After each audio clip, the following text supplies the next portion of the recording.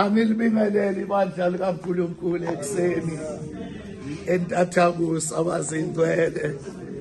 Ngibingelele ibandla intsha yethu yonke. Ngibingelele omama egameni likaJesu. Ngibingelele ubuholi egameni likaJesu. Ngokukhethekile ubaba nomama, ubaba uSotetsi bazalwane egameni likaJesu.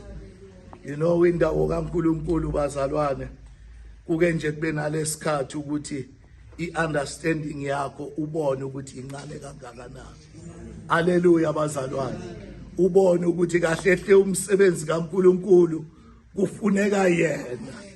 Kwake kwathi ngelinye ilanga amasotsha emphethe amthathisa isiphambano, kwase kuthatha umuntu wase-Afrika umkhushi, kwathiwa ngoba wena uyisiqakathatha ngemumva ubamba isiphambano wasizwa simsinda.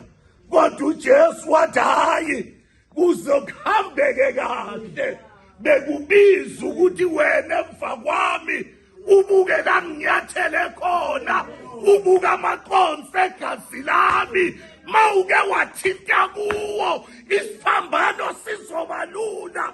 Nanamuhle bandleni nizothi masike sanyathela ey'nyathelweni zikaJesu, iy'nhlungu zethu ezisivelelayo kuzoba lula. Athi umbhali siyanqoba nokunqoba ngayo wasifelayo. Safelwa bazalwane, safelwa bazalwane, bandla lafelwa. Uyabona baba uZonduke wathi mawuyibala lezinto nami kwavela mina-ke nethuthoni yami isekhona bazalwane.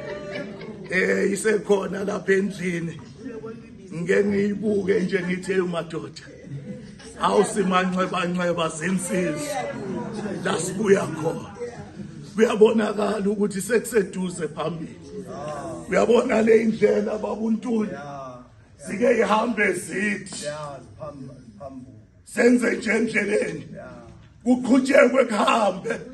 Wena ucabange ukuthi siyehlukana, kanti icebo likaJehova lingevinjwe muntu ukuthi sisempini. Yilwa uye ngapha, omunye alwe ngapha. Ubaba uMnisi ukhulume ngamakho umbhoshongo, mama Sotetsi phaphe wathi uNkulunkulu kuthabinethi yakhe impela laba bantu abangizwanga. Ngithe mina bahamba